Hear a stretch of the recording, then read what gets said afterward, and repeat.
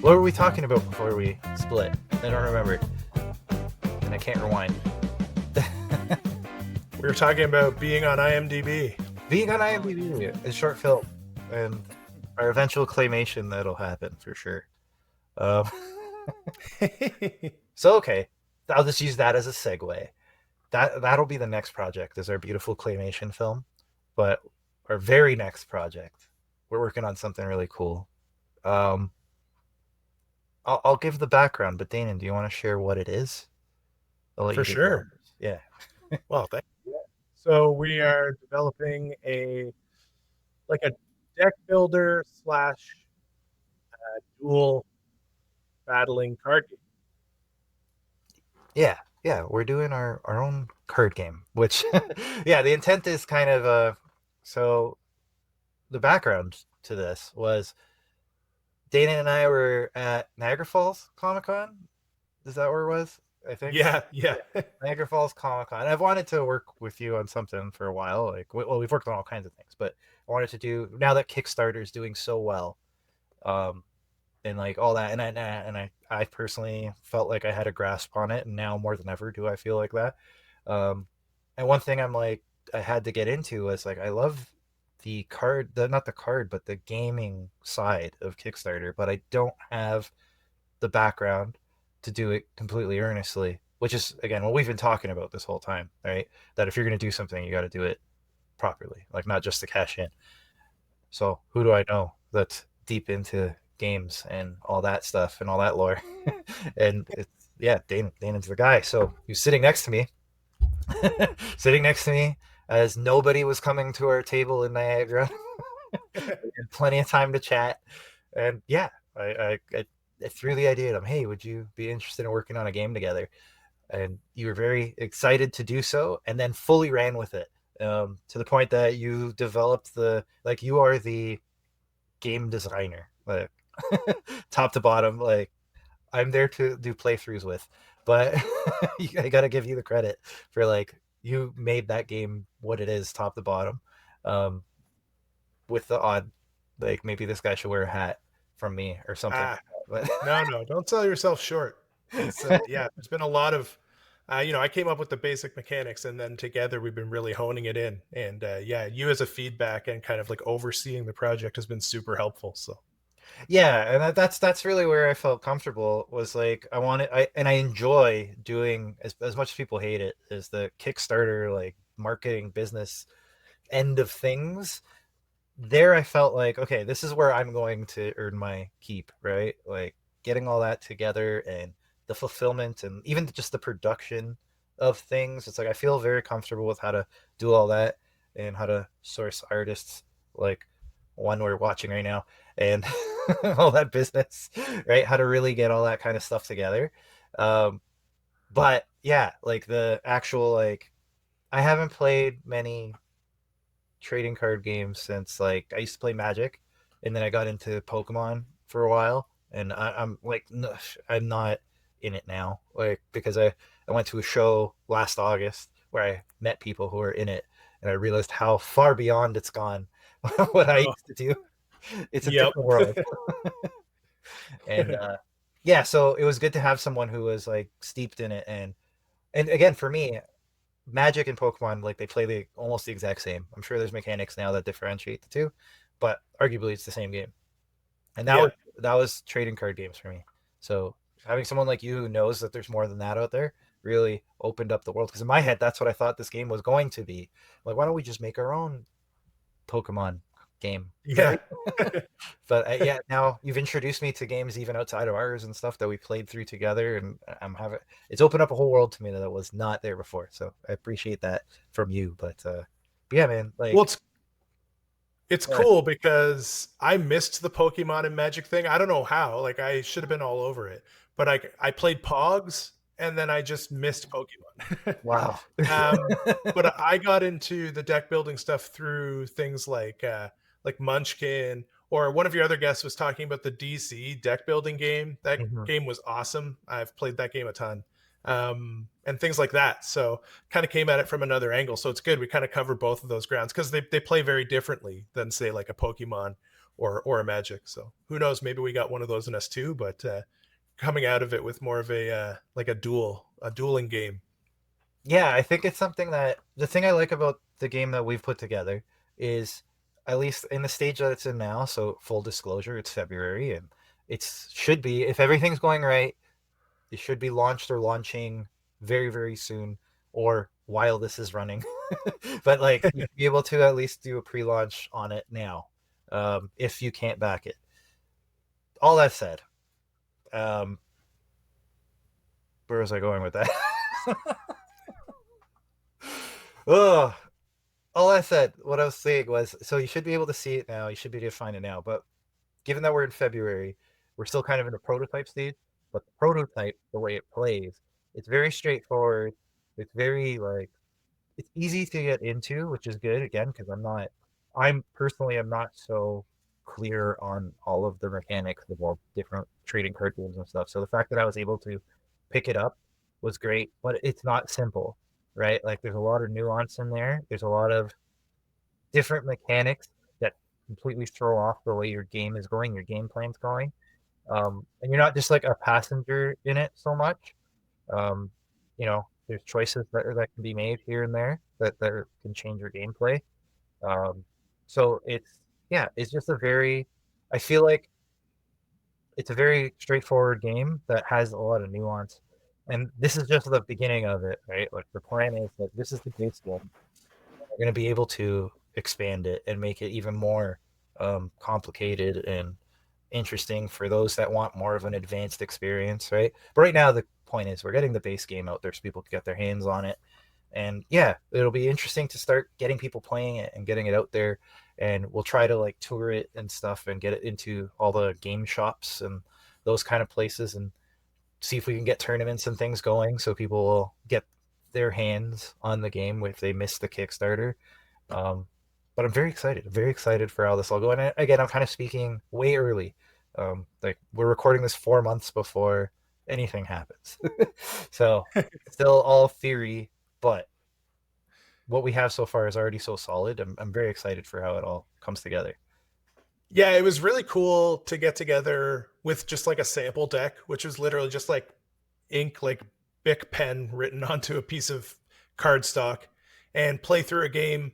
Excuse me, and play through a game. And even at that stage, we were like, oh, "This is actually really fun." Like to have it, it's so bare bones right now, and we're figuring it out as we go, or like refining it as we go, and yet still it's fun to play. So I think that was a good indicator of like, okay, we got something here. And as we've kind of tested it out more and more, it's actually pretty quick too. Like you can once you get how the game rolls, you can play through it really fast. So it's really action oriented. You're not spending a ton of time building your deck. You're getting your resources together quick, and then you're facing off against each other, which is really fun. Yeah, it's a lot like you know, uh, what is it? The oatmeal, the exploding kittens guys. Not so much in the games that they've put together, but just in terms of the style of it. That it's not meant for like Magic and Pokemon and all that. The barrier to entry is so high.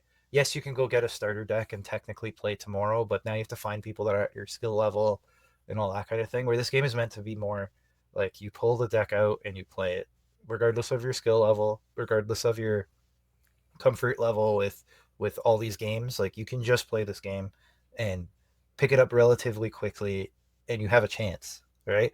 Like the game kind of again, holding your hand is the wrong term, but it's straightforward enough that anyone could pick it up, as a casual and enjoy it. But there's enough depth that you can have multiple playthroughs and you'll have a different experience every time. And again, that's just with the prototype. Like, there's still room for us to grow the game and manipulate the game a bit to make it even more complex. But as it stands now, like, yeah, it's very easy to pick up and figure out. Um, just building your decks, and again, it's all built on these duels, and what do we call him? The bandit. I can't even remember what his name is. um, but yeah, Yeah, I mean, yeah, we're playing around with Ace in the Hole yeah, that's right. That's right. as like his location. That's I guess that's what maybe we should explain now that especially now that Roberto's gone in and cowboyed up our hero in this story here. The theme of the game is the Wild West, and so you're engaging in like gun duels with each other on your hunt for a big bad. Yeah, yeah, exactly, right. And that's where a lot of the fun comes in because it's the competing with each other that throws the wild card in all the time. You don't know when you're going to get to win the game or when you're going to get the opportunity to win the game playing that ace in a hole, and you can get that completely ruined by your opponent going and taking everything you have. I think we've found a really cool system for the game where, like we said, it's fast. And I love that even within like what you would think of as like a gun duel, there's a few kind of little tricks you can throw in so you can actually play with different strategies, which is kind of interesting. As well as because of the fact that it's a deck builder, you get a little bit of that surprise sometimes, right? Where you draw a card you didn't know you were going to draw, and you're like, "Oh, that came right just at the right time," which adds another level of kind of excitement and like spontaneity to the game. Yeah, 100%. Yeah, it's not that's because that's always the concern when you oversimplify, you effectively make it a game of like draw, right? Where you're not really actively participating, you're just pulling cards and hoping you get the right ones. But Yeah, I think we've got the game to a point where it's like there's actually some decisions to be made that can change the outcome of the game depending on which, you know, path you decide to take. And again, that's at the prototype. We haven't even finalized it. I'm sure we'll make it even more so in that direction. But yeah, I think it's a great game that you can pick up the mechanics very quickly and still enjoy it without having to invest your life into it. You know, you could sit down, have a 15-minute game, and you get it, and now you could play again with a renewed gusto behind it. So very excited for that to get out there for people to see it. yeah. Being self-contained, right? Like you said, like you don't have to spend $1 million and months of your life collecting, a whole huge shoebox of cards. Like everything you need is in the one box, which is always great. Yeah, exactly. That's the idea. And then it's expandable from there. Right now, the game is built for two, but you can always get two decks and play with four. So we're play testing that very soon. We still have to set a date for that, but we're gonna do that. We're gonna figure that out. And Yeah, yeah, it's just meant to be like a really fun, straightforward game that will become something more over time for sure. But getting it on the ground floor, you're just having a really fun game that, like you said, you just pick up the deck and play, and like you can have it in your pocket at any point and just decide to get a game in. All right, and that's kind of what we wanted to build. So I think we're definitely there. Um, Now it's just yeah. refining it and making it exactly what we want. Exactly. Yeah. Yeah. I'm excited when we get to the point where we're kind of writing some of the little bits of dialogue that'll be there. There's so many like classic character tropes in like the Western genre that I think you will bring a lot of humor to just the like, three sentences that the mayor or the town sheriff says. I think those writing experiences will be really fun. Yeah, for I'm sure. also really excited when we get there to be say at like a con or something and have it set up and just have random people able to come over and try it out. I think that's going to be a really fun experience.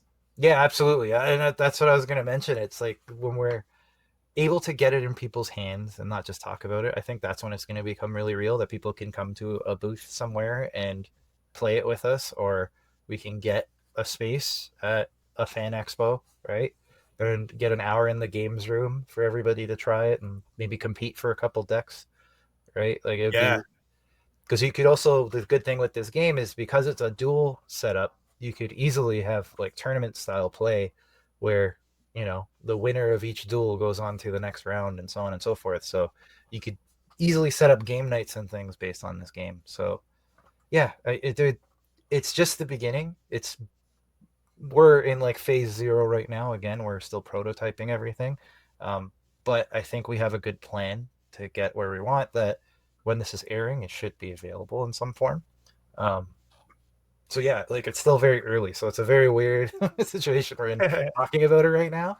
But yeah, hopefully, if everything goes smooth, and there's no reason why it shouldn't, that we can see right now. Yeah, it'll be out there, and we'll have a lot more information about everything we're talking about, whether we get tables, places, or what's going on, or get to go to game shops in the Toronto area and beyond. Um, but yeah, very excited for this. And yeah, again, it's having worked together on film projects and stuff together. I feel like this is a good melding of the things that you and I have been doing separately. But now we get to kind of take the skills that we've learned outside and put them together. So yeah, it's gonna be really Yeah, cool. that's a really good point too. Yeah, it's like, started film, each branched off to kind of go do our own thing, and now it's like looping back around where those two things complement each other in a great way. Yeah, it's gonna be really fun. We'll have stuff to show people and specifics to share. But right now, we're just talking about the cards that Danon has chopped and written his big descriptions on to get the game Should have going. had them ready to be like, look at these. Yeah, or good old orange and green highlighter cards. Um, yeah, we'll have a lot to share with like process and stuff too. It's fun. So yeah, we're always pretty like anybody who follows like my Substack or any of that knows I'm pretty open about process and kind of what goes behind something. I keep saying two, but we have our artist here as well, so three. But yeah, it's it's just a good. I think we're in a good spot to make this something much bigger than just a one-off game on Kickstarter. It's going to be something that will be growing and expanding and like you said, it may not just be this. If this goes well enough and is popular enough, we have other ideas. We have other things that we can explore, other games we can do. Um, I'll get you playing Magic the Gathering one day, and maybe that'll spark something. Nice. Yeah, yeah. Right? It's a lot of fun. I haven't played in a while, but when I used to play, I was really into it. It's a great game. It's just hard to keep up with. You have to have like a current deck that'll Right. go on. So it's. I think it's is it Wizards of the Coast that does them too. I don't know. Somebody does some other large company runs Magic. Oh, I wonder. Yeah. I probably said something that people are in the comments being like, "You idiot," but Yeah. but it's some organization that runs it, and yeah, they thought of like, how do we churn people through this game? And the way you do it is you make decks expire, right? That's not the plan with our game, but our game is just a playable game. But with Magic, that's kind of the catch is that if you want to play in like tournament play or whatever, you have to have the N-2 level deck. Like it has to be within the past couple editions, or it's no longer eligible. So they have you Right. constantly buying booster packs and individual cards, and so just because otherwise, yeah, I guess someone like me who has a 20-year-old deck could jump in and play, and maybe it's not balanced right, or who knows, right? It's a whole different world. Yeah, So yeah. we I could do don't know something it like that. well, obviously, but I have a buddy that used to play way back in the day, and then he tried to get back into it, and he was like, "Yeah, I actually can't anymore because my deck doesn't work." Or I guess maybe you could find people with like your same era of deck, and then you could play with that person, but you couldn't just walk into like a store and jump in on a game. Yeah, exactly, right. And it's not like part of it's like, to be fair, part of it's them being a bit greedy about it because they could have just been selling the same game, right? Updated art Yeah, to sell the game over and over. But part of it is they're constantly introducing new cards. They have to rebalance the game over and over, right? So if you come in with an old deck, it's not balanced to a current game, right? So you can have right, something that's way overpowered, or you could just be completely like blasted out of a game because it doesn't like it's not compatible with the current, right, with the current level. So it, right. it's interesting. It's an interesting approach. Again, I we have lots of base ideas that we can run with. We're staying very focused on getting the current project out, so that's what we're focused on for now. But this is the thing. I think it's the first step of something, a whole new endeavor that we can go down. And much like how I felt, in 2022, 2022, 2023, when I started with the comics, um, you know, there's been a little bit of twisting and turning in terms of how I got to where I'm at with it all. But I always had this like vision of where I wanted to be. I'm almost there. I'm launching as much as I want it to be and all that. So that's what I'm hoping for this game as well. Is that this is one, we get our feet settled and our foundation set, and then we can really start coming out with like this. The goal is not to make a one-off and just have the game out there for people to see and be like, look, we did it. Like achieved and move on. Right? I think this is one of many, right? This is the start of something. So it's a good time to get in and enjoy it because hopefully, right, this is just the beginning. I hope Yeah. you feel the same. Yeah. Oh, totally. Yeah. I'm like Yeah. dragging you along. You're like, I was just in it for one, man. Yeah. Kind of busy. No, I think we're really in a time of board games and stuff now too, right? So who knows? Maybe down the road there will be a board game or something in our future. I think a lot of people are into board games and not just the classics like the Hasbro games. But there's so many games. Like I mean, you see them on Kickstarter and stuff, right? There's so many indie games where someone has a really cool premise and they're able to put it together, and people are jumping behind it. People are getting on board, which is really cool. So I think there's so many avenues to kind of go down if we're looking at expanding the gaming world. Yeah, 100%, right? Like that's exactly the thought I had. Like this is the beginning of a larger thing that we do, right? So we again we're so early in it that we haven't talked about a lot of the logistics of how even the business side of things. We briefly talked about it over email, but we're still very early in just figuring out logistics and all that stuff. That said, the loose conversations we've had while we were playing the prototype and stuff is very like this is going to be a thing that we do for the foreseeable. So, yeah, again, it's so ground level at this point that I'm still very excited about it. I'm sure that's just ramping up as we get closer to the date in future me's world. But but yeah, it feels like again it's something that has been a long time coming many ways. So I'm excited to see it all play through. It's almost funny to talk about it now because I think we've been working on it for what, like me, well, since Niagara, so like 4 months, 5 months, and keeping it really close to the chest. Like I haven't even told like most of my friends and stuff about it now. It's like, all right, let's talk about it for like an hour. Like, oh, okay, yeah. I think it's like 9 months because Niagara was in June. Oh my There, goodness, oh, there we go. It was, yeah. yeah. 2024 was a busy year. Time is flying by. Well, yeah, that's it, right? And yeah, we've only had like a handful of playthroughs in that thus far. I guess that's part of it too, because again, we only see each other every 6 weeks or so. But um, but yeah, it's been good. I think again, we're really on to something. So hopefully people enjoy it. Hopefully you check it out. But that said, so we'll move on from this topic because we're spinning our wheels a bit. But I really did enjoy. We also had a playthrough again. Me being new to this whole gaming world and that, or at least lapsed from it. Um, what did we play? DC Rivals. That was Yeah, yeah. that was a lot of fun. So I don't get to like the people that live or the friends I have that live around me. I say that because you live very far from me, Danon, and you too, Roberto. Uh, so the people that live in my area do not play these games. Uh, it's very hard to even get them to play a regular card, like playing deck, a playing card game. So 151 Scala Quadrant is my game when we play cards. But anyways, very hard to get anybody to play anything that isn't, a poker deck of cards. So that was a lot of fun. It was fun to see that there's different things out there. Again, in my head, it was just Magic the Gathering or Pokemon. Those are your options. So um, it really sparked something that I think like there's so much that I'm missing, right? So I started playing what Slay the Spire, which is it's a mobile slash PC game, but same concept. Okay. It's kind of like a deck builder, but it's also like a procedural RPG. So Oh, anyway, cool. Okay. yeah, I, very interesting, but it's opened a whole new world of stuff to me, so I appreciate that.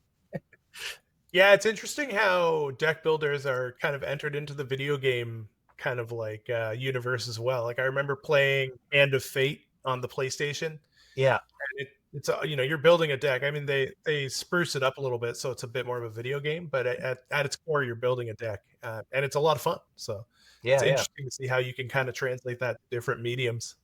yeah, exactly. Yeah, and that's I think Slay the Spire. I think is its what's the word? Honor, like it's almost like that game. I don't know. I'm not finding the word. Uh, but yeah, it's it's uh, it's an interesting world because it creates so many different avenues that you can approach it. Like you think cards and you think there's like one or two ways to do these, but it's just a mechanism for all kinds of gameplay. So Oh, uh, for sure. Yep. yeah, and then like you said, there's board games and all that. We haven't even thought about that properly yet. But yeah, Monopoly is not the only board game out there, and I do find, regardless of the board game, the time investment's always a lot higher. So I know that's always a thing. Even for people at the board game cafes and stuff, like you're in it. They charge hourly, knowing that you're going to be there Yeah. for more than one, right? So very different world in that sense. But yeah, I don't know. There's just I'm very very interested. I feel like it's a whole new avenue that's opened up to me because I've been outside of it, but I see how a lot of comics and a lot of like the discipline that you get from it apply very well here. So I'm excited to see that crossover. And again, you're the right guy to bring it about. So thank you for introducing me to all these games. It's been huge. Oh, it's been a pleasure. Yeah, it's so fun. Similar, like I have a few buddies that'll play those games with me, but they're few and far between. So I'm glad that you got the bug now. Now it'll probably be a thing. Every time we get together, I'm going to show up with a different card game. Okay, check this out. Yeah, I mean, we hang out long enough that we could get a game in, right? Like Right? whenever we do hang out, it's an hours long affair because we got to make up for Yeah. lost time. So yes, sneaking a game in there shouldn't be a challenge. Um, Even last time we prototyped the game, we played DC Rivals and then we prototyped the game and we managed to get both in. So Yeah. I think we're Right. okay. Yeah, and we went to breakfast aside from all that. But anyways, I so also just think it's cool how many avenues you're exploring through Pesto. Like you got the comics going on, which is totally awesome. And when you started it, I was like, yeah, of course, comics. And then you were like, oh, I'm going to do like an anthology book with a bunch of writers. It's like, oh, neat. Okay, yeah, maybe we should do a game. Like, oh, okay. It's like, I think it's really cool how you're kind of dipping your toes in all those different avenues. yeah, thanks, man. Yeah, and well, so also I should have my novels out on Kindle Unlimited as well. So so yeah, Oh, sweet, nice. yeah. I haven't announced it publicly, but since we're in the future and you're a buddy of mine, I will tell you. Yeah, so I've been putting those together, working on a draft with an editor to get that out. So yeah, but I feel like everything I've been doing is from like we talked about way earlier.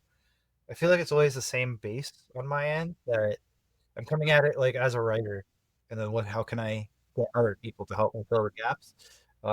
The games, I feel like, yeah, like for you, like I'm lost, right? I I feel like I'm usually the found. That sounds too conceited, but usually it starts with the script. Is what I mean to say. Not that I'm the foundation, but like usually you get a script and then the comic comes about, and then the whatever comes about, or even an anthology as an editor. It's like I have the basic concept for what I would like, and then I get the writers in based on what I'm trying to build, the themes I'm trying to get. Where the Right. game was like, I don't know, can we do a game? And then you kind of ran with it. So yeah, very different approach for me too, but it's great. Like it's kind of opened my mind in different ways too, right? As to where we can go with everything. So yeah, it's been great. Yeah. Oh, I think like we hit it at a moment where I was playing a ton of games. I was building this therapeutic game master thing and thinking about writing and developing games, like even do like I said, doing those, RPG modules or something like that. Or a friend and I were working on an RPG game um, based on climbing a mountain essentially. So I kind of it was really on the forefront of my mind, but I hadn't thought about like a card game. And then when you were like a card game, I was like, oh yeah, and it came together really naturally. Where it was like, yeah, okay, oh that makes sense. What was fun about this? What would have been better about this? And you kind of piece things together, right? And then you're like, oh, like I think we got something here. So yeah, I think even I was shocked at how fast it came. The initial idea came together. It's like, oh, this makes so much sense. And then to test it and actually see that it was fun to play too, it was like, okay, we got something. This is cool. Yeah, that was a real big moment when we were like, when we did the playthrough and we were actually like laughing and enjoying it. Like it wasn't just like Yeah, this doesn't make sense. So like it's like we actually had a good time, and like we're like getting into the game with our silly prototype, and like Yeah. yeah, right. And it's already so much better of a game than it was then. Oh yeah. Right. And again, we're talking in February, and we still have some work to do to get to where we are at airtime. But yeah, like so it's been a great experience, and I think yeah, it's like you said, it's also good to, well, at least on my end, and I think you said about you too, looking at all the stuff in your background, uh, right? It's good to have kind of a different outlet, because then you can bring all the lessons you've learned from different things, and help it with this endeavor. So yeah, it's gonna be a lot of fun putting it together for sure. Absolutely. um, but yeah. Other than that, okay. Other than that, I think we've talked this game to death without sharing everything we could share. Or we shared everything we can share. We don't know what we don't know yet. Yeah. Which is too bad, because the one story I wanted to say was like when we thought about asking Roberto to come on board, because Yeah. it was like through one of your comics, right? Like, so it's kind of a cool story for the podcast. But Yeah. Yeah, well, how do we how do we bring that up? Because you'd like to hear it too. right? Yeah. Well, I think the key thing is, yeah, because we what was it, Crazy Latte thing called Love?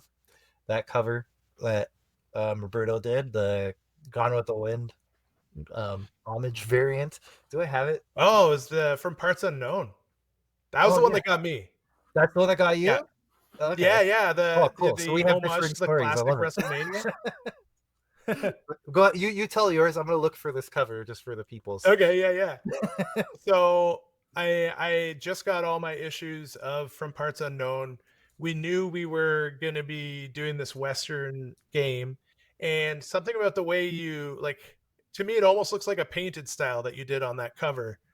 Um, and it's just something about that style. I thought, gosh, this style would work so good in like the Western theme, that I was like, yeah, this should be the art style for the game. And this almost like this painted style, because yeah, it's, I don't know, it just really stood out to me. I was like, yeah, I just pictured everything, like the landscapes and the characters with that almost painted style. I thought this is going to look amazing.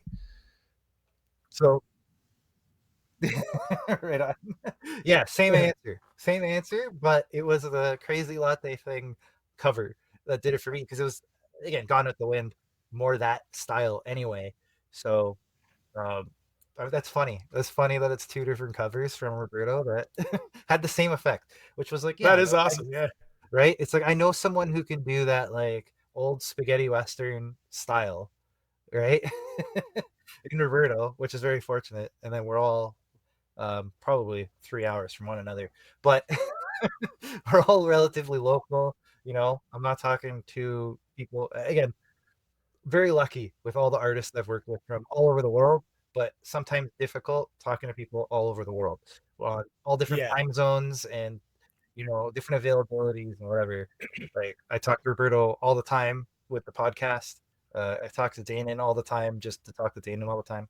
So so it just worked out that it's like, oh well, it's a good thing Roberto has that style, because now it's something that we can reach out to him easily. And fortunately, again, we haven't tasked Roberto with a list of demands we have for pages, but from the sounds of it, he's on board. So yeah, I think we got a really cool team there. I feel like we really buried the lead about Roberto too. We saved it for the end. Yeah. To talk about how he's part of the team, but yeah,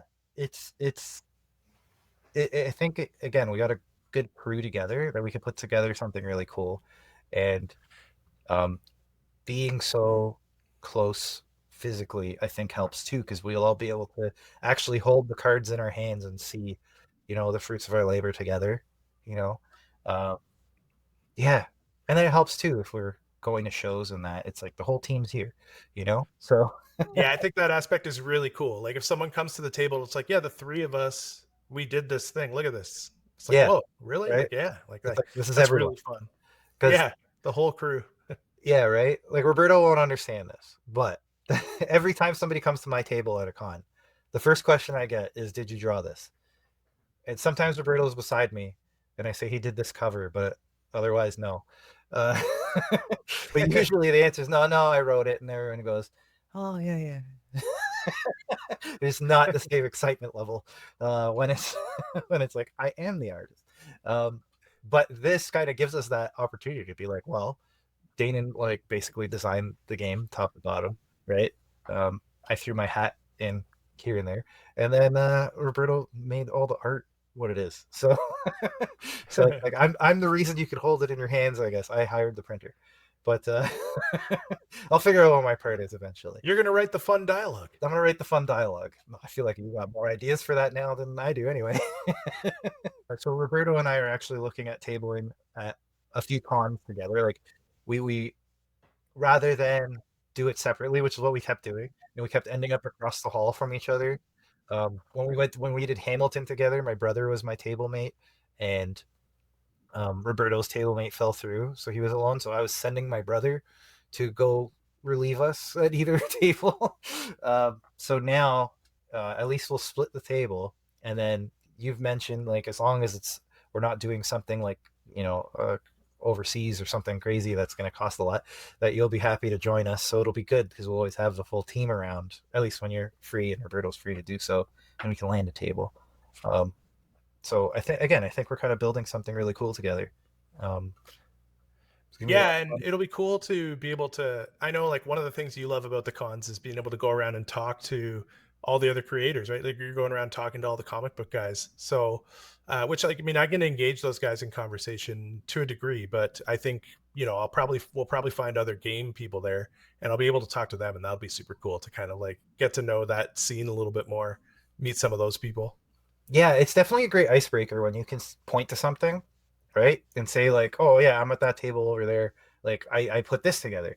At least for me, what I found too, what really did it was when people actually know like who you are before you get there. That's like a surreal feeling that, it took a while for that to happen. It first happened with Crazy Latte Thing Called Love. That was my first like experience of I went up and I'm like, hey, my name's Adriano. They're like, oh, latte guy. It's like, whoa. Nice. Right. So Sweet. that was really cool. And then it's just like the ice is already broken because it's like, oh, we have this like parasocial relationship, right? Where it's like, I know you and you know me kind of, but like, now we get to face. That's the best part of cons. The sales suck. For lack of a better term. Like they're just I have found that like it is not always so easy to make your table back or do any of that kind of business. So if that's the reason you're going, you're kind of setting yourself up for disappointment. Um, but if you're going to make those connections and have that experience, you have a lot more fun, right? So, and it helps when you have something to point to, and as you find more success and you broaden your, your scope and your audience, you that conversation is already started and done for you, right? So, anyways, I think it's I think it'll be really fun when we're all in the same place at the same time and can start making connections based on that. It'd be really cool. Yeah. Oh yeah. But yeah. So aside from the business of card games and comics and all that stuff, we talked about how we're film school buddies. We're in February, so it's hard to time this right. If we're talking June, what has come out in theaters that we would have seen? Yeah. This is a weird conversation to bring up because I know that in the coming weeks of when this airs, the new Superman comes out, and I bring it up, and what brought me here was because when we were in film school, Superman Returns is coming out. Not even Oh, Man of Steel. nice. This is like pre-Man of Steel. It was Superman Returns. Yeah. We were talking about it in the elevator, and you were saying to me, it's like, I'm trying to avoid all of it. I want to go in blind. You didn't want to Oh any yeah. trailers or any of that stuff. You just wanted to experience it raw, which would have been cool if the movie was good. But problem. So my question is, do you still do that? Do you still try to avoid things and go into these movies completely blind, completely raw? It depends. I mean, sometimes I'm so excited for something that I have to watch the trailer, you know? Like, again, we're in February right now. So, like, when Deadpool and Wolverine was coming out, I was like, I just had to see it, right? I got to see him in the yellow suit. I got to see it. Yeah, um, but it does happen for sure. Like, recently, like last week, I went and saw A Real Pain. right. And I knew, I knew there was Oscar buzz for Kieran Culkin. That was basically all I knew. I might have looked up like, oh, they're cousins. I didn't even realize it was Jesse Eisenberg until he walked onto the screen. I was like, oh, okay, cool. And I didn't know that he wrote and directed it until the end credits. I was like, oh, okay, like really neat. Hmm. So yeah, definitely there's a real charm to just subverting all expectations and just going to see something, Yeah, which for is sure. harder to do nowadays because the internet wants to spoil everything, right? But Oh man, yeah. So spoilers are one thing. Like spoilers are just people are frustrating because they get a certain joy out of spoiling things, which oh yeah, do they ever? Yeah. yeah, it's so annoying. But you're right. Like that's my favorite thing about the film festival is that I can walk into a movie and there isn't much about it, right? Like you're the first audience to see this in the world, so there is no one to spoil these things. Sometimes it backfires horribly. Um, and I get stuck in film. Actually, that's sometimes. Every year, I get stuck in two, maybe three. I watch about 10 at the film festival every year. I watch about 10 films, and two or three of them are like torture to sit through. And sometimes one of them is a walkout to the point that it's like I've spent an hour in here and I don't need to spend another. Uh, but it's that joy of like discovering something, not just in the world, but like for yourself. That it's like you can't see it coming, right? You didn't know that it was going to be what it is, and then you enjoy it so Yep. much more. I actually watched The Real Pain like that. That was same thing. I didn't know anything about it. I just knew it was Kieran Culkin, and I knew it was Jesse Eisenberg. I didn't know he directed it, but I knew it was them too, and it was about something. Right? They're Yeah, yeah. going. It was like they're going. It's something about their past or whatever, and they're experiencing it together. And it ends up being such a great film. Like it was so good. Very like Yeah. right, like very subtle and nuanced, but like not in a boring way. The fact that it was 90 minutes certainly helped matters. That I didn't Yeah. feel like there was a wasted scene in that movie. You know? I agree. Yeah, yeah. And they also didn't lay all their cards out on the table. You know, Yeah, you're like, "Oh, how much did Kieran Culkin charm that woman?" yeah, right. He charmed her pretty hard, but we don't know for sure, right? Like Yeah, just there's a it little was bit of like, implied, yeah, right? yeah, yeah. Yeah, And yeah, no, I just thought like I thought you saw some new stuff from Eisenberg. For me, like I've never seen him. He kind of hit some emotions that I've never seen him hit before, which was really rewarding. And the whole time watching Kieran Culkin, I was like, how would I feel if I was on this trip with that guy? I feel like part of me would like hate that guy, but then also part of me would be like, I really like that guy. You know, yeah, yeah. he's like a conflicting character. I feel like I've met versions of that guy before, and that's what so it hit even harder for me. Where it's like, yeah, it's like you almost feel a responsibility for them, and yet they're charming everyone, but you know it's gonna turn. It's like you enjoy him now. Just wait. Like just wait. Like Yeah, I've seen the dark side, right? That it's coming. yeah, And then you're all gonna look at me like it's my fault, which is never the truth. But you feel that responsibility. So I've been there. Yeah, it was an excellent film. And again, I can speak about at least the nominations. It didn't get nearly the amount that it probably deserved, right? I think Kieran Culkin got it because of both that film and because of Succession, right? So here's their opportunity to honor him in that way, and he does a good speech, which also helps. yeah, Um, but the film itself deserved a lot more credit than it got, especially considering I haven't seen everything that's been nominated thus far. But of the stuff yeah, that has, I'm shocked that this didn't get more attention than a lot of what was nominated. But that's just the Oscars every year, right? And by now yeah, we'll have known who won and how upsetting that probably was. yeah. Right. Yeah. Yeah, but but yeah. Yeah. So I like, always go ahead. Oh, I always question with the Oscars, like how much of it is just trying to get young people to watch, right? Young people to care about the movies that are nominated. Yeah, So, like, it's hard because I fully think, and I mean, I haven't seen The Brutalist, so I haven't seen Guy Pearce, but apparently he's amazing. But I watched that and I'm like, yeah, I would give it to Kieran Culkin. Like, he did a great job, and you can't help but think like some of it's because of Succession, hmm, and then it's going to bring in those young people. You know what I mean? But yeah. Well, too bad that it gets a little bit like watered down like that. But oh, absolutely. And like ignoring the Harvey Weinstein everything about Yeah. him, what he did to the Oscars was he proved that they could be swayed and bought, right? Like Shakespeare in Mm, Love got its best picture based on his campaigning. And that kind of like the Oscars were forever changed from that moment on, right? yeah. Oh yeah. Gosh. Yeah. Yeah, that it's like, oh, all we have to do is campaign hard. So a good example, again, I don't know if she ended up winning based on time because it's February. Uh, Demi Moore seems to be the front runner for actress, right? And she was fine in the Substance. I don't know if you've seen the Substance yet. No, it's on my list. It's definitely up my alley. It should be on your list. Yes, 100%. It's your kind of film. Yeah. And she's in it, and she's good, but she's in it for like a third of the film. All right. Where I also watched The Last Showgirl with Pamela Anderson, and is on not every frame, but very damn close, and Okay.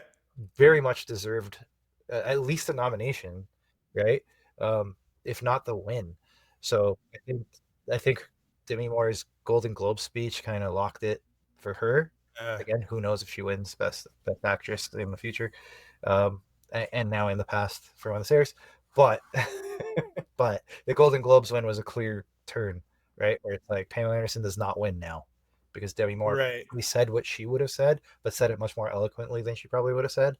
Um, right? So it's kind of unfortunate because again, it's not always the best that wins; it's the best feeling or vibe or campaigner or whatever that wins. So that's the frustration with any kind of award, but the Oscars in particular are just like next level upsetting in that Yeah. way, Yeah. right? I was listening to an episode of The Big Picture, and they were talking about the Oscar noms and stuff like that. Mhm. And Sean Hennessey was talking about how somewhere um, David Cronenberg has to be like infuriated or upset at least that the Substance is getting all this recognition in this body horror world, that he's so like he paved the way for all of that, right? And Mhm. it's like, yeah, and it's like I guess at this point, like he's been nominated a couple times for some of his more dramatic stuff, but I don't think he's won anything Yeah. for like a history of violence, maybe or something like that. But Yeah. It's crazy how that happens, right? Like so who was it? Peter O'Toole who like never won, right? oh yeah, yeah, yeah, Right? And it's like, yeah, it's sometimes people that deserve these things like never get it. Or they do the weird thing where um they like give you something because you're owed it. The Departed with Scorsese, right? Not his best. hey, yeah.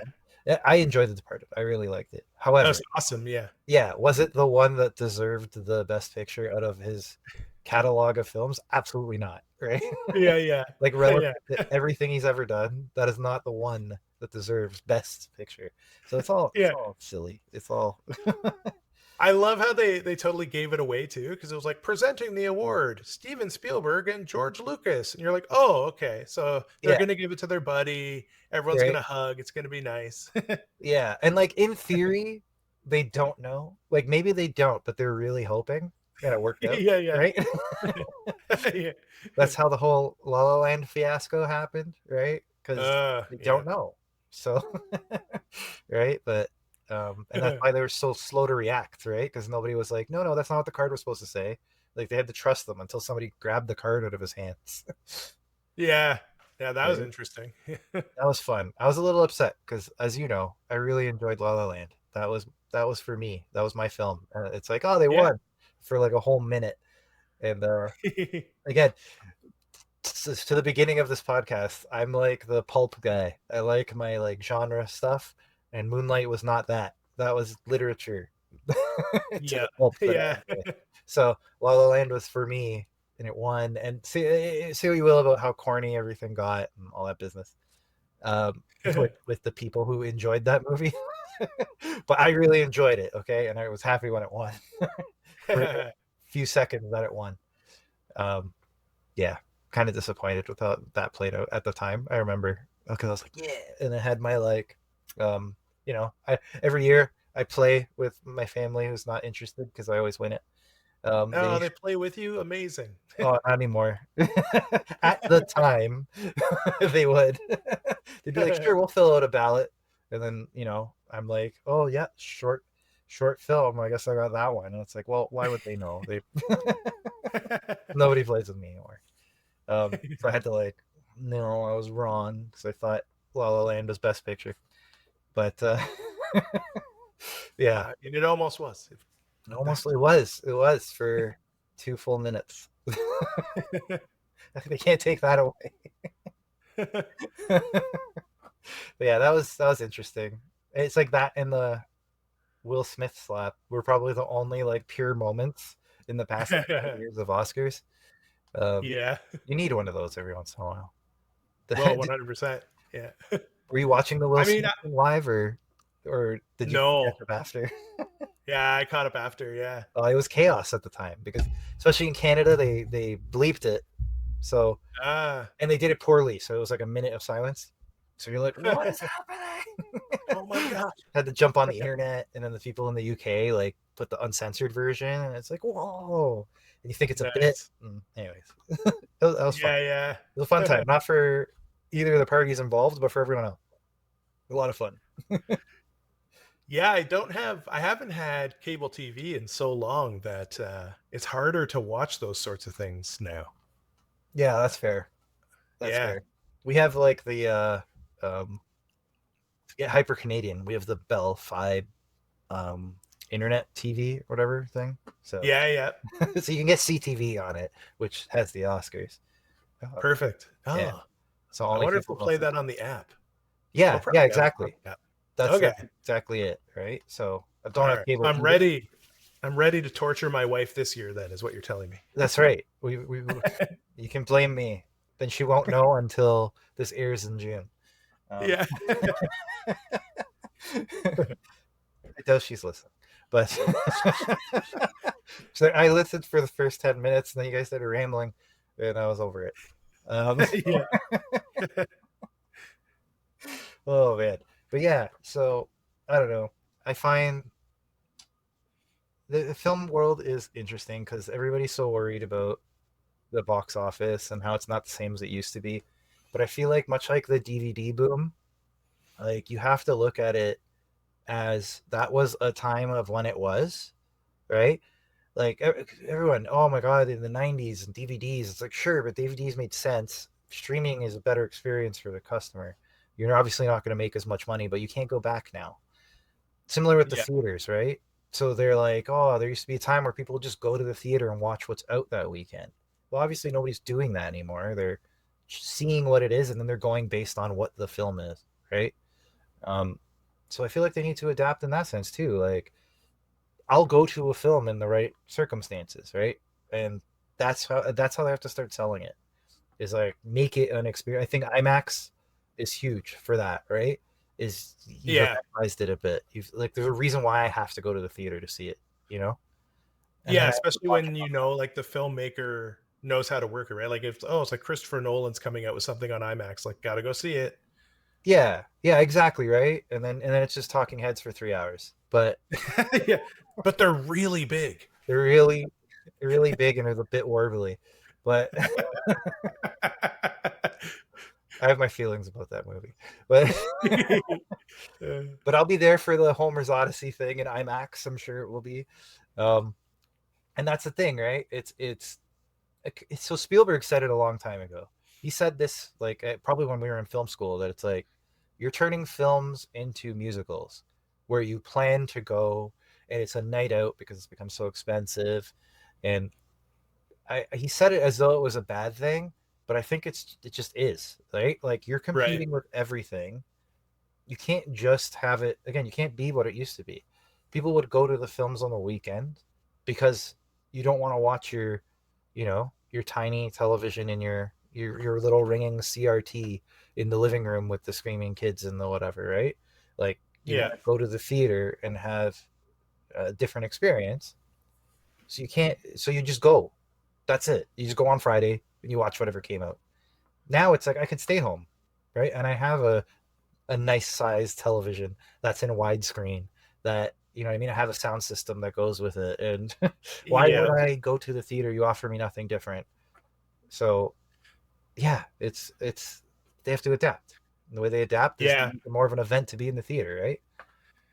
Yeah, and you don't really get that same crowd anymore either. Like I was recently listening to Tarantino's book, Cinema Speculation, Hmm. and it's basically him talking about being raised in grindhouse cinemas, watching double features of like schlocky movies. But he Yeah. talks a lot about like how into it the crowd is, and people are like yelling at the screen, people are all laughing together, people are like swearing at the characters, and like that is a very rare scene to be in these days. Yeah, like I went and saw one of those new Halloween movies, Hmm. and I think we got a chuckle because it was the Evil Dies Tonight one, and like there was a whole group of characters just chanting "Evil dies tonight, Yeah. Evil dies tonight," and so I think we were kind of laughing a bit, but it's not that like where the whole crowd is like uproarious and you're really in something together, which like that's a pretty magical thing when you can get it. So it's too bad that that aspect of it is probably gone, but Well, I think that's what the film festival scene is for, right? Because I still do get that at a film festival. What was that film? The Artist? That one best again talking Oscars. oh yeah, yep, I saw that at the film festival the weekend it came out, and that was like people like on their feet cheering like during the film, right? Which sounds nice. annoying, but it was actually magical. And then because I was like, you have to see this film. It's like nothing you've ever seen. And then we watched it at the Cineplex. Like I brought my brother and my wife, and we all went and sat and watched it together, and they did not get the same feeling I did. They're like, that was good, that was fun. Like, no, Uh, like it's transcendent. You don't understand. But it's yeah, yeah, right. It was the crowd. It was everyone being just so into it. And again, it's playing to the crowd based on it's like the Toronto International Film Festival. It's people who are there because they love film and it's a film about film. So yeah. it's just like exactly what they're looking for. Um, so of course the experience with the crowd was different, but it took a very specific scenario to replicate that. So I get what you're saying. Like you can't just go to whatever on Friday and everybody's like paying attention to the screen because they're just having so much fun, right? Like this was a Yeah. very specific um, scenario that was built. But Yeah. The one thing I do get, I'm really fortunate that even though I live in a small town, there's actually like an independent theater in our town, like a review theater. And they play a good mix of like either review stuff or classic stuff or foreign stuff. mhm, And every once in a while, I'll just go. It's like, because things will play for a week and I'll just see something and be like, I'm just going to go check it out and like trust their programming. So you're in that regard, like going in completely blind. right. And I've been pleasantly surprised quite a few times. Yeah, we have a few of those here too. Like we have there's actually a big controversy with the Review Theater in Toronto in like Roncesvalles area. Yeah. Yeah, where the owners of the landlords wanted them to just play regular films, and they had to Uh, basically like rally the community to tell them like we can do that. We can go to a Cineplex and watch the latest releases. Like proximity isn't what's preventing us from seeing those films, you know? It's like yeah. the Review is magical because they show all the off-kilter stuff and the silent film nights and you know what I mean? They that you can walk in, like you said, unknowing and just trust the curators to show you something interesting, you know? Yeah. Like they Yeah. wanted Or like catch to show those like Marvel awesome movies, you classics. know? Yeah. So Yeah. yeah, it was a Yeah. very Because I different. think, There's a home for everything, and sometimes it's the theater, and sometimes it isn't. And I think that's where you have to adapt, right? Sometimes things just play better at home because I don't want the guy next to me on his phone the whole time texting, and you know what I mean. Like I want to sit and engage and appreciate the film, and it doesn't need to be on an IMAX screen. So yeah, there's a lot of adapting that has to go on, and there's different. The theaters themselves need to adapt as well. The megaplex probably doesn't have to exist. You could probably have theaters with 4 screens or ones that are just IMAX and that's it. And you know what I mean? Like they yeah. have to basically, but it's not going anywhere. Much like comics, where they say they've been dying forever. It's not that. It's just they're not going to be the same thing they've been at some point, right? Yeah. They evolve, right? That's the whole point. Yeah. So when Spielberg said that, I feel like he was saying it as a negative that like oh people are only going to go to the theater once in a while and it's like yeah because your job is to draw them out right because they have Yeah. other things they can be doing with their lives that are just as fulfilling and fruitful. So I don't Yep. know. It's a weird thing. And I think like releasing is a tough thing too, right? Like just specifically thinking of Spielberg, I don't Mhm. even know where the Fogelmans was playing. Like I don't know, it was nowhere near me. I couldn't have seen that in the theater. Yeah.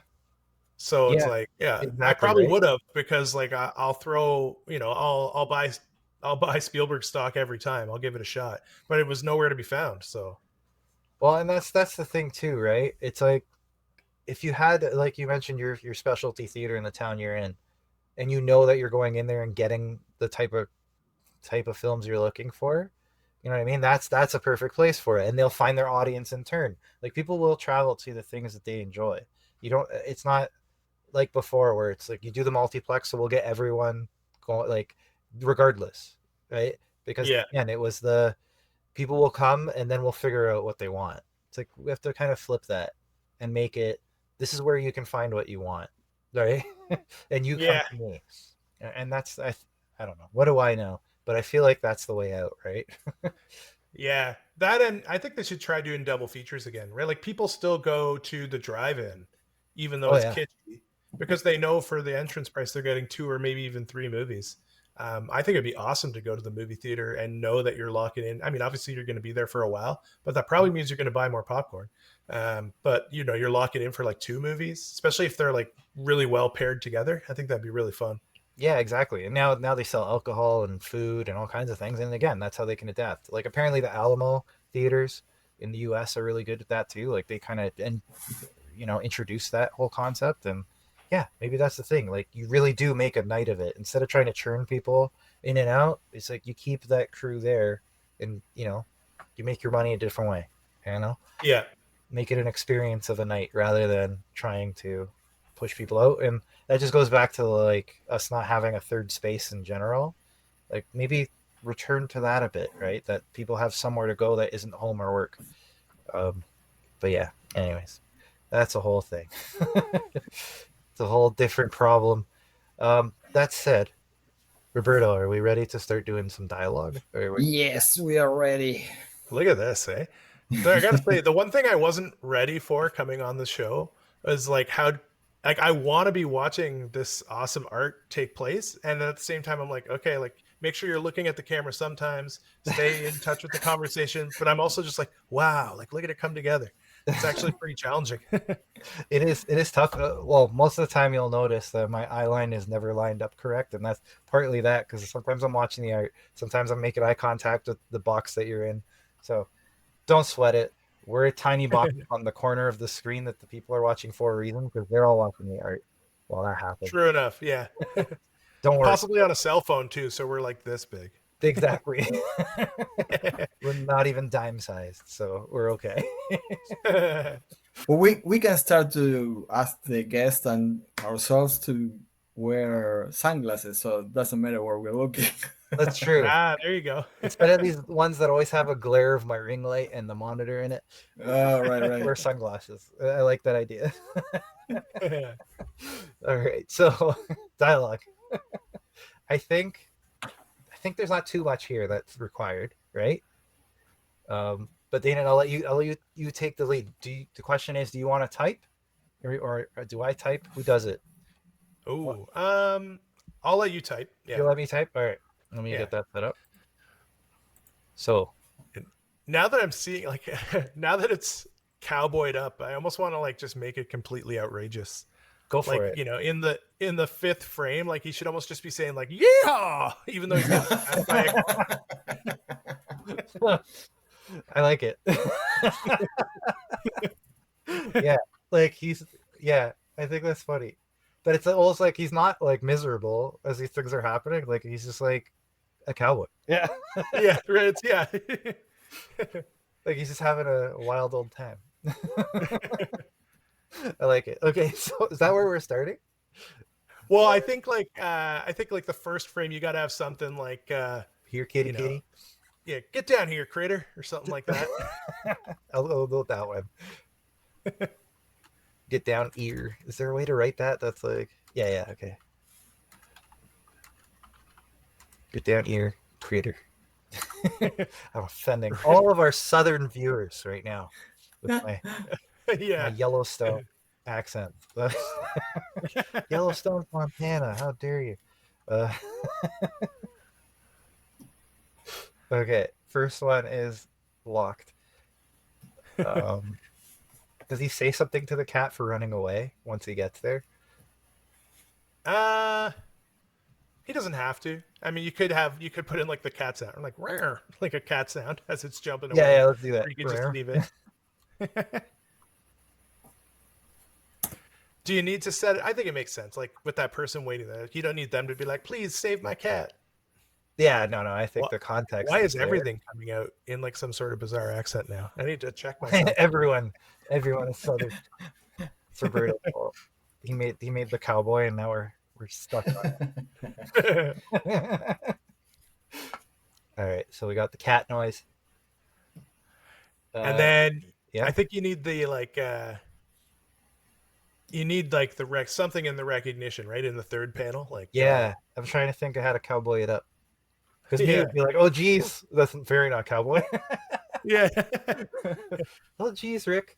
And I'm going like for some reason I'm stuck in like Robin where it's like, yeah, Zooks. Also doesn't fit, yeah. Oh yeah, what could it be? What's like a Western phrase for like uh-oh.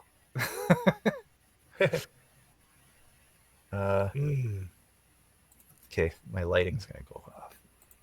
What is cowboy for uh-oh? Cowboy mouth. That's a name of a band. That is not what I was looking for. Like, doggone it. Yeah?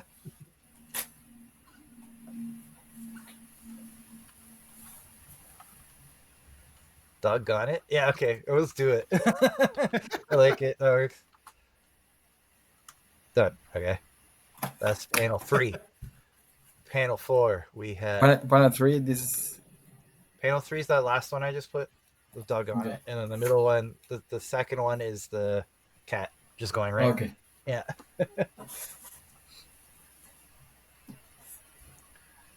And then...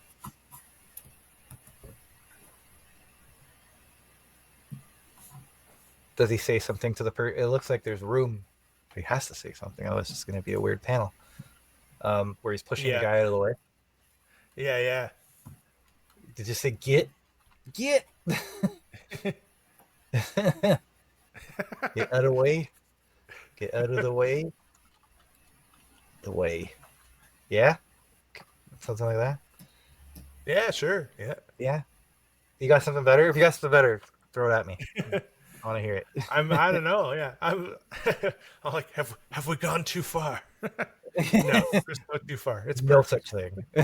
Every single panel is just going to be gibberish. Yeah, it's just outrageous. Get out of the way. I got get out of the way.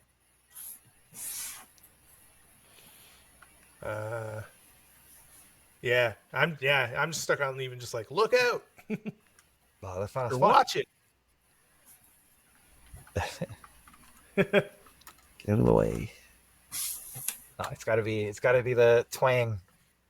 This is gonna be like completely electrical. I love it.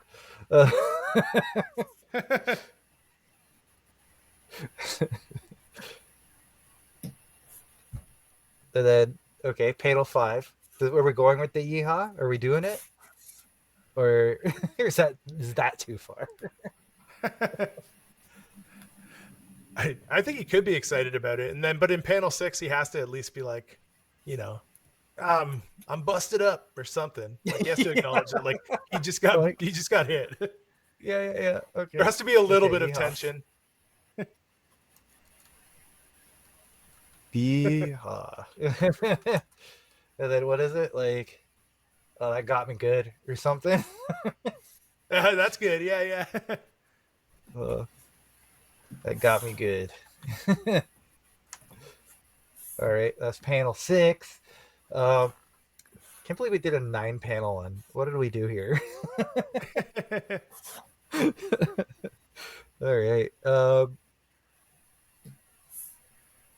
7. Panel 7 is like the crux here. It's where he says like, "I got you there, partner," or something. Yeah, yeah. Right.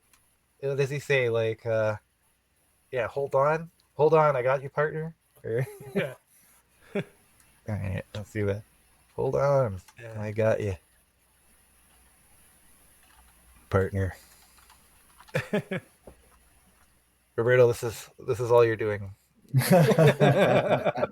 just gonna have a regular guy getting hit by a regular car. Beautiful. It's got so much more pizzazz now. Oh, that's great. All right, so panel 7's done, and then it's just nothing in 8, obviously, unless you Yeah. want to do like sound effects, but we'll spare Roberto. Flink. Uh, Yeah, no. yeah, like a click noise. And then the 9th panel, is there anything said, or I think that's where we like sell that. Like it's some he had to do all these things, right? Like you could do Okay. like you could have that guy saying something, right? Like the guy that just got the paper, even if he's like, "Oh, are you okay?" yeah? And the cowboy says like, I don't know. This puts a hitch in my giddy up. Now we've gotten too far. That's it. No, you're cut off the show. That puts a hitch in my giddy up. Oh god. Is that what we're going with? How can you like? Do we have to establish that like he did all three of these things because he has to? It's not even that he's just like a super good guy. Like he's compelled to put himself in these dangerous situations or these ridiculous situations. So did he say? Yeah, did he say something like just doing my good deeds for the day or something like that? Yeah. Right? Yeah, because it'll be like, "Are you okay?" And he'll say, "Just doing my good deeds for the day," or something like that. Yeah, earning my keep. Yeah, right. Yeah, exactly. It's just like this is just his like code that every day he's got to do is 3 good things. Good deeds are mark cocaine. Yeah, yeah. Yeah. You get really dark in the end.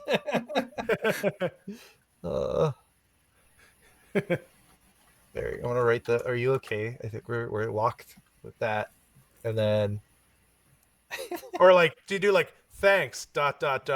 Are you okay? Like oh yeah, let's he do like that. acknowledges it, right? Like, thanks, man. Yeah, thanks. Are you okay? Yeah. All right, Roberto, I threw that in there. And then It's got to be yeah, something with some oomph in the end. yeah. He's like, I live for this. Yeah. Yeah, exactly. But we got to like hint towards the why, right? Yeah. Let's say trying to undo some bad karma.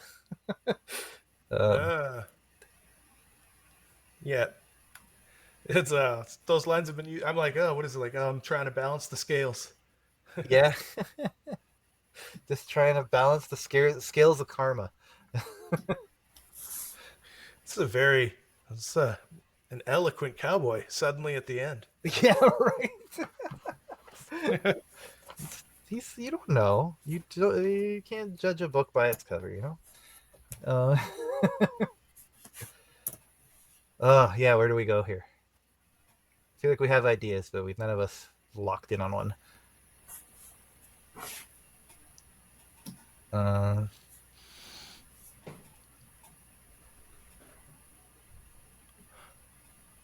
Yeah. Oh, I'm drawing a blank. I'm stuck on the good deeds, but that's not. I don't know if that sinks it right. Yeah. Just doing my part. Just One thing that Google tells me they said in the West was like helping hand. So he was like, okay. just trying to be a helping hand. Oh yeah. Okay. Yeah. I think that works. No. Or just trying to lend a helping hand. Yeah. I think so. Is that punchy enough for like the final? Yes and no. I Or feel like it's like, why would he continue like helping so hard if he I got have hit by a to. car? Yeah. Yeah, exactly. It's like he has to. We have to get that across. So it's like he's not just trying to. It's like I need to, but like why? We have to Yeah, fit the yeah, whole background now in one bubble. yeah. Uh, It's the cowboy way. yeah, exactly. This is the way. Oh, okay. How do we helping hand? Like, is it like a my mama said I have to lend a helping hand or something? Yeah, the uh, addiction part is not coming through, right? Yeah, exactly. Like, there's got to be something that it's the he got hit by a car and he's still like, oh, I have to help this guy, yeah. right? It's like, why? Why is he going that far? Hmm. The classic line that just popped into my. I still don't know if it outlines the addiction thing, but it's like, no good deed goes unpunished. uh, you know what though? I feel like that works, right? Because then it just explains like he's gonna keep doing it, but like he knows that he's gonna be put through it. But Yeah, anyway, right? yeah. Yeah, I feel like yeah. Does that work? I don't know. You tell me. It could, yeah. Do you build that in through one of the other panels? Like if the person in the first panel saying like this is the third time this week or something that establishes like this guy's been getting this cat out of this tree every day too, or something like Mm. that. Oh, I don't know. I don't know if that Too adds to much? the car hitting him, right? Yeah, yeah. Yeah. Because I feel like that's the thing that needs to be kind of explained. It's like that would be enough to stop a normal person, but like he just had to like pay for the guy's newspaper. Yeah, yeah. He was compelled to do it. So why? Like, why wouldn't you stop there? Um, so just one line to get that point across. Yeah. Yeah, and karma's too eloquent, as you mentioned. But is it something like that? And it's like he feels like he needs to put something in balance, put something right. Um, is it like he's trying to like earn his luck or something? Yeah. I mean, there's probably an aspect of it of like, right, earning, well, like, yeah, karma, like earning God points basically, right? But Yeah, yeah. you don't necessarily want to take it into like the religion realm, but So maybe you call it luck. I feel like a cowboy would lean on luck, right? yeah, So is it that? Is it I'm just trying to earn my luck or something, or my right. luck will turn soon enough, or something like that? Yeah. Um, so block. It's like right there. uh, just trying to push luck my way. Uh, or oh, man, I don't know. You got any other ideas here? I know, right? It's like, Or? I don't know. Hmm. I I'm leaning towards the no good deed. No good deed goes unpunished, or something. I feel like that's a good Right. closer. Do we land on that? Maybe. Maybe that phrase goes in panel 8 and Oh yeah, in panel 9 when he asks, "Are you okay?" He answered like something like, "I have to keep going," to emphasize that yeah. the addiction to it. Ah, I like that. yeah, yeah. Okay, yes, I like it. All right. So 8 is no good deed goes unpunished. Right? No good deed goes unpunished. And then so that's number 8. And then number 9, how do we close that now? I feel like it's easier. It's been set up nice because it's just Um, how do we make again the addiction angle get through? That's like got to keep lending a helping hand, something like that. No reason not to lend a helping hand.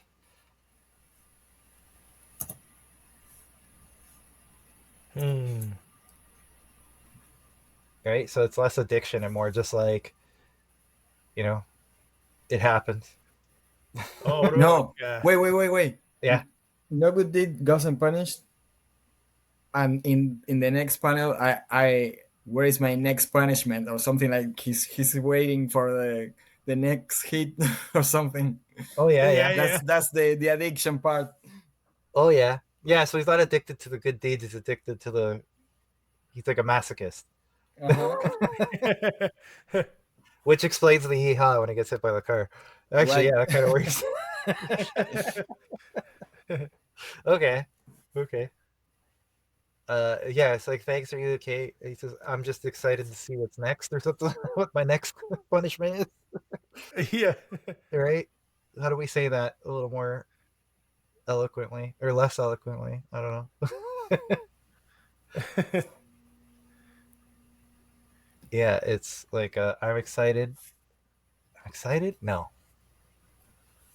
Oh, Or is he just seeing another, like, is he keying off that, like, off frame? There's something else happening. Like, hey, man, are you okay? Is that a mugger? Like, just something like completely, like, oh, he's already on to the I like next that. thing. Yeah, like it just continues off panel. Yeah, Yeah, yeah. yeah. Like, it just keeps going. Yeah. Oh man. Okay, I think we got it. I like it. Okay. Um. Okay. Yeah. Do we do the? Is that a mugger or do we think of something else? Something like really silly. Yeah. Well, my first thought was like, it's like, did that cat just climb that tree again? I like that. I like that. Or is he like? Does he do it like you need help opening that jar, ma'am, or something? Oh, yeah, yeah. Right? Just something again like stupid. Like, Like why that's are you? pretty silly. Yeah. Yeah, yeah. Oh, okay. What could it be? Do we go with the jar or do we go with something else? I feel like a jar is random. Why is somebody opening a jar outside? Uh, what could it be? He's down on the ground. Is it like someone dropped $1? Or that? Oh man, No, that's too. No, it's better to have like an actual thing. I like the I like the way it would continue. We just need to think of what's continuing it. Yeah. Yeah. What could it be? Like need help crossing the street? Need help with those bags, ma'am? Yeah, yeah. Ma'am. Yeah. Yeah. All right. Let's do that. I think that works, right? Right? Yeah. Yeah. Okay. Need help. He doesn't even acknowledge what the guy just said to him. Yeah, exactly. There's more helping that needs to get done. Right?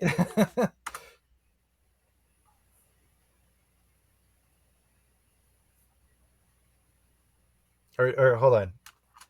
Does he start with a all good and then need help with those bags, ma'am? Right? We'll do the like Roberto the 2 bubble. So Oh, it's like yeah, he yeah. responds to him quickly and then he's like on to the next thing. It's like, yeah, you've been helped. Anyways, next. Yeah, yeah. So I did those Roberto in reverse. Yes. Cool. Okay. We got it. We Took a made it. little. You get another one? All right.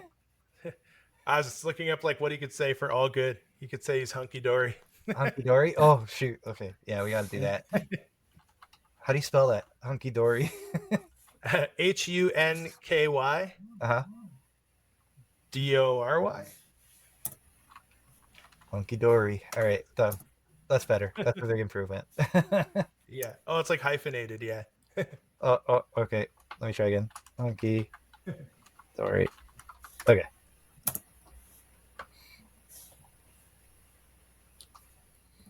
Cool. Excellent. This is. I fought. You go ahead. Oh, I was gonna say I fought off the urge to. I thought like my natural inclination would be to go dark, even if it was humorous, dark humor. Yeah, But yeah. I'm glad it's just like complete absurdity. We just went Looney Tunes with it, right? That's what I Yeah. appreciate because yes, we've gone dark, we've gone silly. This is like a interesting, like it's very dark, but in a Looney Tunes way. So, right, like Yeah. it's it should have ended in panel 5. We're at Yeah. Darker Story. But we keep it going beyond panel 9. And also, yeah, this is by far the most story we've crammed onto a page. So it's pretty crazy. We've also in real time gone an hour over, but Yeah. Wow. I appreciate you sticking around, both of you. Yeah, sorry for the interruptions. Oh no, it's all right. No one else will know they happened, so Yeah. it's just us two. But yeah, no, this turned out really cool. Yeah, we got to talk about our future plans between the three of us, which is really cool. Maybe we'll do something closer to the date. We'll do a special episode to really make the point when we have details, but people can kind of it's like behind the scenes when it's all still very early, and like Roberto barely heard about it just before we started the just before we started the podcast. We quickly showed him our working document. So still very early stages, but it's cool we got to get that out there too.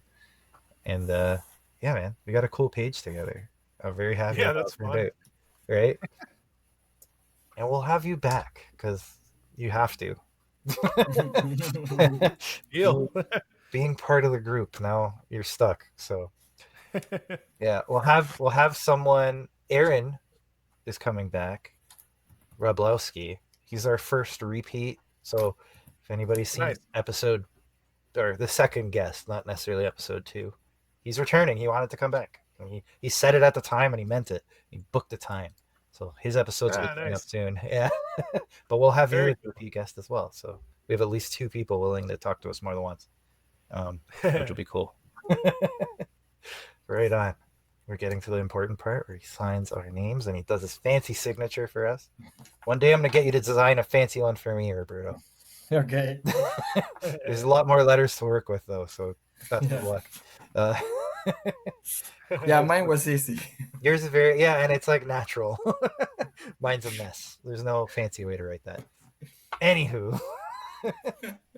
So, with that, we'll wrap things up. It's been a long night, but I appreciate you guys sticking around, as I mentioned. So, Danon, please let the people know who you are and what you're up to. My name is Danon Hennessey.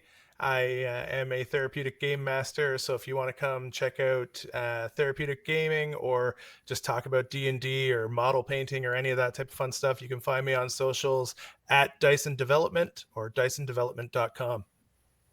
Awesome. And Roberto, let them know who you are, where they can find you. Okay, my name is Roberto Villacagua. You can find me on robertovillacaguaillustration.com and search for different social media from there that all have different names. And hopefully I have, by the time you are watching this, Nathaniel Fox live on Kickstarter. Amazing. And as always, I'm Adriano. You can find me at Pesto Comics on everything out there. I'm very easy to find. Also, pestocomics.com. And as I mentioned, I probably have a Kickstarter going on right now. And if I don't, I have one coming up that you can join the pre-launch for. I've always got something going on Kickstarter, but you get there by going to pestocomics.com and you can see everything that's coming up and stuff that I've had out in the past. And more importantly, you can check out the project that the 3 of us are working on. One that I actually just got the title wrong on, but I'm going to cut that out. It's called Bite the Ground. You can find that on Kickstarter at Bite the Ground. If you've been listening to this podcast, I'm sure you must be interested by this point. You've listened this far. So please check that out. And yeah, until next time, we'll talk to you next week. Dane, thanks for coming. Everyone else, Thanks so much, guys. thank you. Thank you for coming.